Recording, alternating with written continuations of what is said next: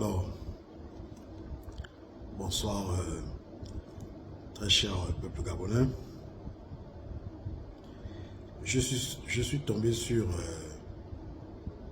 une publication qui m'a quand même choqué et que j'aimerais partager avec vous afin de pouvoir faire une piqûre de rappel aux Gabonais sur la notion de souveraineté économique. Alors, nous avons une compatriote au nom de Général Barat Amazon, une activiste qui vit en France. Alors hier, elle a fait une publication et je vais vous lire le contenu. Elle écrit « Scandale au port d'Ovendo ». Le port d'Ovendo est un port sur le Congo. Donc ce port nécessite d'être dragagé, creusé, une fois tous les 3 mois. Depuis que ce port existe, nous avons toujours demandé ce service à un bateau spécialisé pour le faire, comme le font tous les ports dans le monde entier. Mais il s'avère que depuis un mois, comme les extrémistes tékés pensent que ce pays leur appartient, et dès qu'ils entendent qu'il y a de l'argent quelque part, ils se précipitent pour occuper la tête de l'institution. Ils ont fait venir une barge qui plombe le port d'Ovendo. Certains bateaux lourds ne peuvent plus rentrer. À l'origine de tout ce désordre, le DG de l'OPRAG, Martin Bogi-Kouma, et commandant du port d'Ovendo, M. Nyamankala. Donc, en substance, cette compatriote nous fait savoir que au niveau du port d'Ovendo, pour des bateaux d'une certaine grosseur, n'arrivent plus à accoster dans ce port au motif que l'entreprise qui a toujours dragué au niveau du port, il faut entendre par dragage le fait de creuser à une certaine profondeur afin d'enlever tous les débris qui s'y trouvent, comme la roche, ça peut être d'autres matières organiques. Donc il faut creuser afin de faciliter l'accostage des gros porteurs. Donc ce dragage est souvent assuré par des navires assez spéciaux qui sont équipés par des suceuses qui permettent d'aspirer tous ces sédiments là, afin que le bateau puisse pouvoir accoster. Donc elle nous fait savoir que l'entreprise qui était là a été sommée d'arrêter pour faire venir des extrémistes tékés afin qu'ils puissent, en lieu et place de cette société, pouvoir exploiter nos eaux afin de faciliter ces bateaux. Vous voyez, c'est là où je me pose plusieurs questions. Est-ce que Madame Suzanne Barat s'est réellement imprégné de la notion Gabon d'abord. Est-ce que Madame Suzanne a ce sentiment d'appartenance à cette nation? Parce que c'est bien beau de venir prendre un texte et de laisser les Gabonais sur leur faim. Vous laissez les Gabonais sur leur faim. Vous venez prendre un texte et comme ça, vous ne spécifiez pas les choses.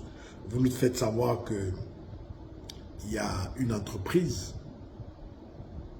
qui s'occupait de cette activité depuis fort longtemps. Mais ce que vous oubliez de dire aux Gabonais, c'est que cette entreprise, qui est une entreprise belge, au nom de Sémé, est une entreprise qui, après chaque dragage des eaux, ils prennent l'argent issu de cette activité et les rapatrient chez eux, en Belgique. Et le Gabon ne gagne quasiment rien là-dedans.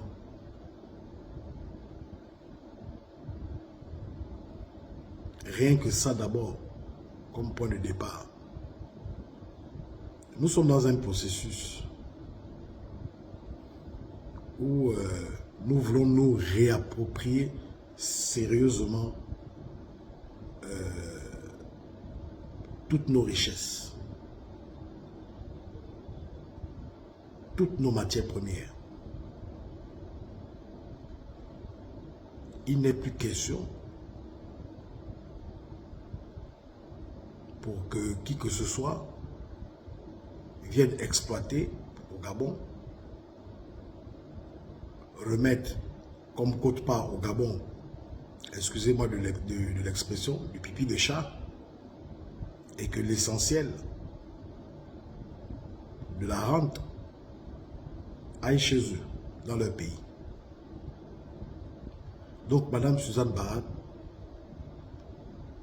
vous aurez d'abord commencé par expliquer aux Gabonais qu'il s'agit d'une société belge qui se sucre depuis fort longtemps au Gabon. Maintenant, vous dites que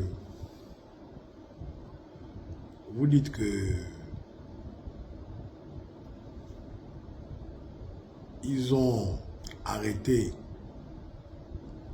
que M. Bogi Kouma a fait arrêter toute activité, a fait cesser toute activité à cette entreprise belge pour donner le marché à ses frères extrémistes Téké.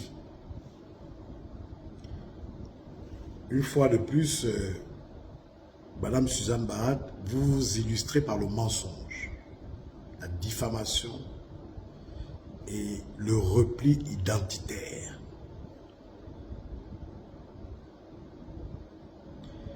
L'entreprise gabonaise qui a remplacé cette entreprise belge est une entreprise au nom de, l'entreprise s'appelle Ntam, SAS. L'entreprise en question s'appelle Ntam, SAS. Et cette entreprise n'appartient pas à un ressortissant altogovéen, encore moins Téké. L'entreprise appartient à un compatriote gabonais de l'ethnie Fan. Cette entreprise emploie plus d'une cinquantaine de compatriotes. cette entreprise qui a postulé n'a aucune acquaintance avec le directeur général qui est M. Bogi Kouma. M. Bogi Kouma a compris la vision du président de la République, Brice Clotaire Oligui Nguema. Depuis, vous ne comprenez pas que nous sommes dans une dynamique qui consiste à ce que notre souveraineté soit effective. Nous sommes dans un processus qui veuille que le Gabon puisse se réapproprier toutes ces richesses. M. Bogi Kouma a compris cela. On ne peut pas donner un marché à une entreprise étrangère, belge, qui exploite nos eaux, qui exploite notre port et qui en retour rapatrie quasiment tous les fonds générés en Belgique en nous laissant que des broutilles. Le directeur général de l'OPLAG a tout de suite compris que nous avons des compatriotes qui ont de la matière. Et Madame Suzanne Barat, je vous invite à revoir vos envoyés. Ils vous diront que la société n'appartient nullement à un Téké. Et je puis vous confirmer que le directeur général de l'OPLAG est dans une dynamique vraiment de valoriser l'esprit d'entrepreneuriat gabonais. En donnant ce marché à ce compatriote, il n'a pas fait que, il n'a pas seulement donné à ce compatriote. Je vais vous dire que dans le cadre, par exemple, de ces missions, il a aussi donné à d'autres Gabonais, par exemple, la possibilité d'entreprendre dans la zone portuaire, notamment en ce qui concerne, si ceux qui vous envoient fréquentent souvent le port, vous allez voir qu'il y a une société de jeunes qui assainit tout le domaine portuaire, notamment les caniveaux, le débroussaillage et autres, et tout ça là. Il a remis par exemple ce marché à des jeunes Auvergnois. Nous sommes dans un nouveau processus. C'est quand même assez aberrant de voir que Madame Suzanne Barat puisse se préoccuper du devenir d'une entreprise belge.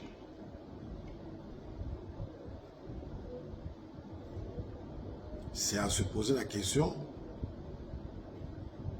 si elle avait peut-être des intérêts particuliers dans cette entreprise. Parce qu'on ne peut pas mettre en avant des entrepreneurs gabonais et que toi tu puisses voir ça mal, Madame Suzanne Barat. Et pour faire passer, pour argumenter dans tout ce que tu as raconté, tu fais savoir que certains gros bateaux n'arrivent plus à accoster parce que le dragage ne se fait pas bien. Mais tu as oublié de dire aux Gabonais que pour le dragage d'un port esturien, parce que la précision est de mise. Le dragage pour un port esturien, et comme je vous l'ai dit, le port esturien est un port où deux genres d'eau se rencontrent. Vous avez les eaux de fleuve et les eaux de mer qui se rencontrent. Et la particularité de ce genre de port est que il faut creuser vraiment en profondeur pour permettre que les bateaux puissent accoster. Et pour ce genre de port, le dragage conseillé, donc c'est-à-dire que le fait de creuser, il faut creuser jusqu'à moins, c'est de moins 12 à moins 15. Il faut creuser de moins 12 à moins 15. Mais logiquement, tu dois commencer à creuser à partir de 13 jusqu'à 15. Ce qui va faire que les bateaux pourront facilement accoster. Mais Madame Suzanne Barat, tu oublies de dire aux Gabonais que l'entreprise Sémé dont tu parles, qui a soi-disant une expertise, mais a toujours menti aux Gabonais parce que grâce justement à cette nouvelle entreprise gabonaise à qui on a donné le marché, nous pouvons constater que l'entreprise belge n'a jamais respecté les normes. Parce que justement, l'entreprise de ce compatriote-là, en draguant, ils ont découvert qu'il y avait de la roche en bas qui n'ont jamais respecté la profondeur. Ils ont découvert qu'il y avait des matières organiques en bas. Mais, et pourtant, cette entreprise percevait régulièrement de l'argent pour un travail qui n'avait jamais réellement été accompli. Ça, vous ne le dites pas.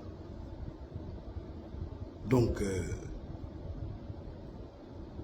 vous comprenez qu'il y a des compatriotes qui ne saisissent pas encore où est-ce que nous sommes en train d'aller dans cette 5e République. Qu'est-ce que nous voulons faire de cette 5e République?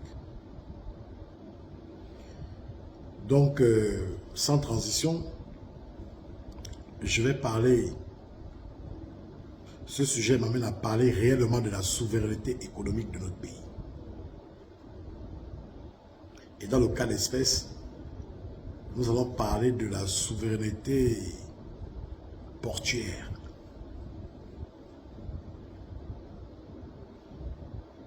Vous savez, pour ceux qui ont suivi, qui suivent un peu les déplacements du président de la République, lorsque le président de la République a dernièrement rencontré le président Macron, le président Macron a tenté de faire fléchir notre président sur le cas Eramet.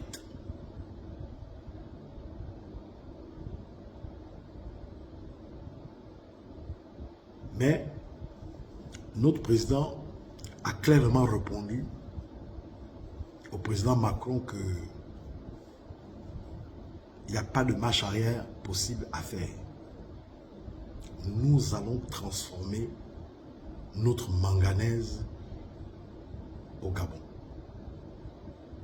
C'est-à-dire que il lui a fait comprendre que notre souveraineté n'était pas à brader. Non. Et il faudrait que chaque Gabonais que nous sommes, quel que soit notre bord politique, quelle que soit notre manière de concevoir le Gabon, nous devons savoir que il est temps que nous rentrions réellement dans cette souveraineté économique. Nous devons tous faire bloc pour que nos richesses puissent réellement nous appartenir.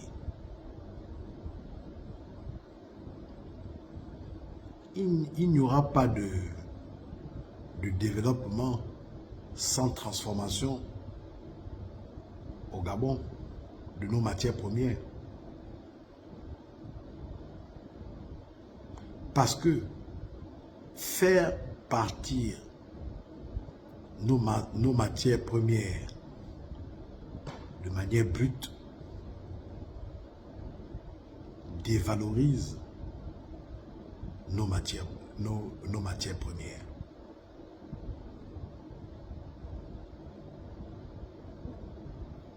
Quel que soit le problème que nous pouvons avoir en Gabonais, nous devons nous mettre en tête que nous n'avons pas le droit de brader notre souveraineté économique. Et c'est ce qui m'amène à parler de la souveraineté portuaire. Parce que voyez-vous, au niveau du port, voyez-vous, au niveau du port,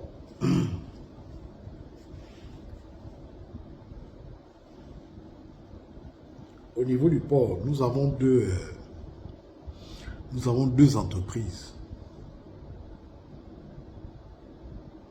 qui ne sont pas gabonaises, mais qui se sucrent sur notre dos. Et d'ailleurs, j'appelle de tous mes voeux son Excellence, Monsieur le Président de la République, Brice Clotaire Oligui Nguema, à rendre vraiment le port, notre port autonome, réellement autonome et souverain. Parce que là-bas, voyez-vous, il y a deux entités qui se payent du bon temps. Nous avons l'entreprise Gabon Port Management, n'est-ce pas, qui est une entreprise japonaise introduite au Gabon en 2004 par l'ancien pouvoir. Est-ce que quelqu'un ici peut me dire, est-ce que quelqu'un ici peut me dire ce que le Gabon gagne réellement dans les recettes qui sont faites par cette entreprise, Gabon Port Management?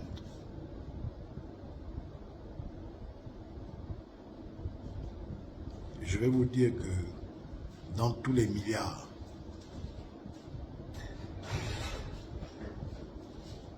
que se font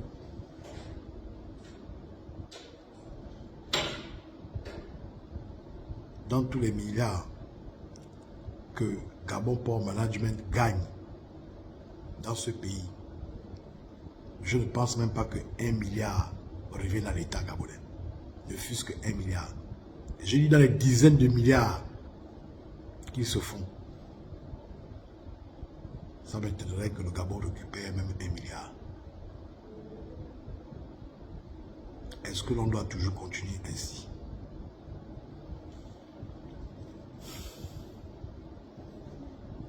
Est-ce qu'on doit toujours continuer ici?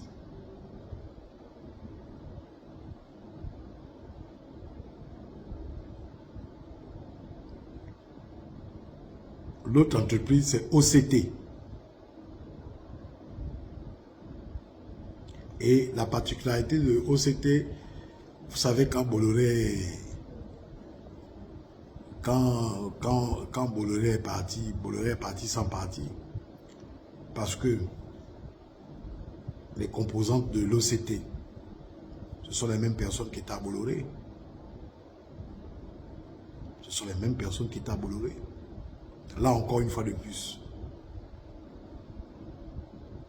dans les recettes astronomiques que l'OCT se fait, quelle est la quote-part du Gabon?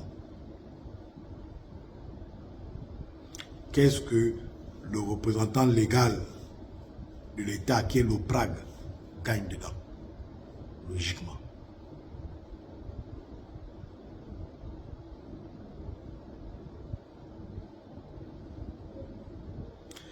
Et j'espère, monsieur le directeur général de l'OPRAG, j'espère que vous, vous allez tenir bon, de ne pas vous laisser soudoyer par ces entreprises. Je l'espère vraiment. Vous n'allez pas vous faire aspirer par ces entreprises, moyennant les sommes sonnantes et trébuchantes. Je l'espère. Mais vu que vous êtes attaqué, je comprends que vous êtes un rempart. Enfin, j'ose espérer que vous êtes un rempart, que vous êtes un bouclier pour notre pays. J'invite donc comme ça son Excellence, Monsieur le Président de la République, Biscotter Oligui Nguema, à œuvrer à ce que l'OPRAG puisse pleinement récupérer ces deux entités-là, GPM et OCT, sincèrement. Parce que si on fait le ratio par rapport à ce qu'ils engrangent, la quote-part que revient au Gabon, excusez-moi du terme, mais c'est du pipi de chat. Et je ne pense pas que si réellement on peut les faire partir, je ne pense pas que nous pourrions les regretter. Ça, je ne crois pas. Très chers compatriotes, gardez toujours en mémoire la notion de souveraineté. C'est très important. Parce que lorsque un pays africain décide de se réveiller, les attaques de la part de l'Occident et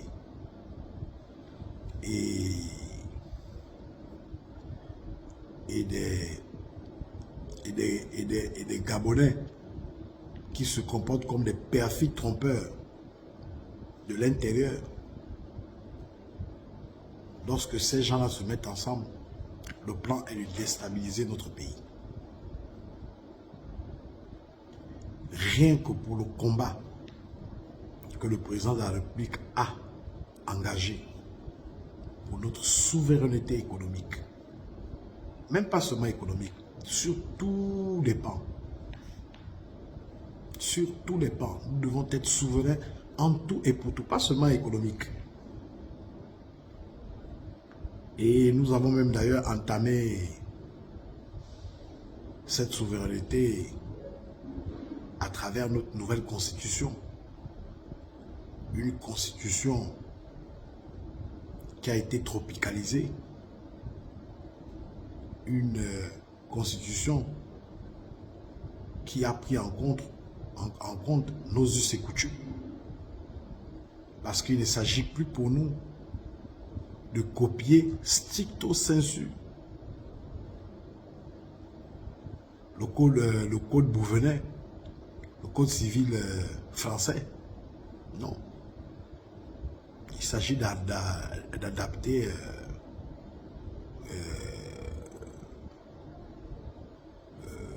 ce code civil à nos réalités. Simplement. Donc, en fait, la souveraineté doit être à tous les niveaux.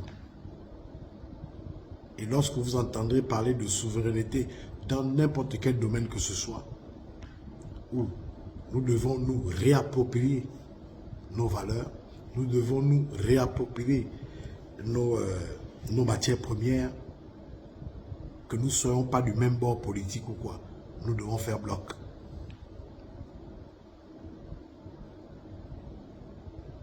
Donc, pour revenir sur cette souveraineté portuaire, Monsieur le Président, une fois de plus,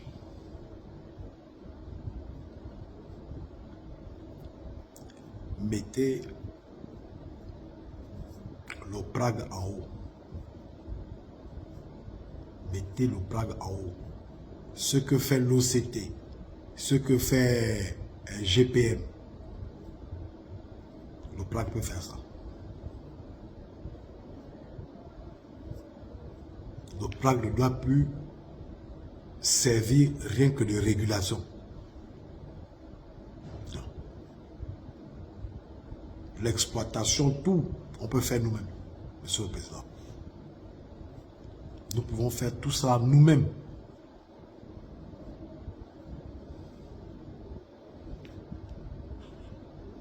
Donc, Madame Suzanne Barat, très sincèrement, je suis déçu de voir que vous prenez cause et effet pour une entreprise belge. Je ne sais pas trop quelles sont vos motivations. Je ne sais pas quelles sont vos motivations. Nous savons que les personnes qui vous envoient ce genre d'informations, et c'est là où le bas blesse, font partie de la boîte de l'OPRAG, font partie de OCT, et GPM et même CB et tout ça là. On ne marque pas les buts contre son propre camp, Madame Suzanne Barat. Et pour revenir un peu avec cette affaire de extrémiste Téké, la même chose que je vous reproche, je reproche cette même chose à mon grand frère, Wilfried Okumba, alias Kamitatou, Lénine Dadjogo. Je lui ai toujours fait ce reproche de stigmatiser une ethnie bien précise. Ça ne se fait pas. Et c'est tout bonnement ce que je veux aussi te dire à toi, Madame Suzanne Barat. Tu ne peux pas parler d'extrémiste et qui plus est, tu ne vérifies même pas tes sources. Bon, maintenant que je t'apprends que cette entreprise n'appartient pas à un extrémiste comme tu le dis, mais il appartient plutôt à un compatriote d'ethnie Fan, comme toi d'ailleurs. Donc nous n'avons pas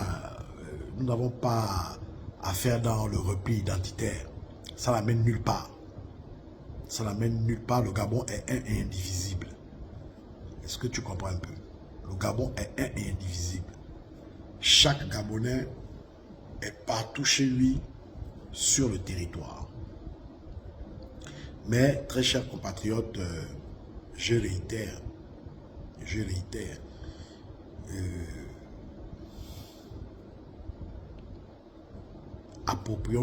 approprions-nous,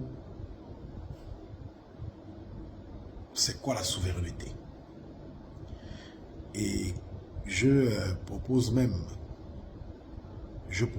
à nos médias, à nos chaînes de télévision publiques, de pouvoir faire des plateaux, d'animer plusieurs plateaux autour de cette question de souveraineté. C'est très important. Parce que la souveraineté est une fierté d'appartenance. Ça, je vous le dis. Donc, très chers compatriotes, c'était un peu ce que j'avais à vous dire. C'était le sujet auquel je voulais vous entretenir un peu. Et j'espère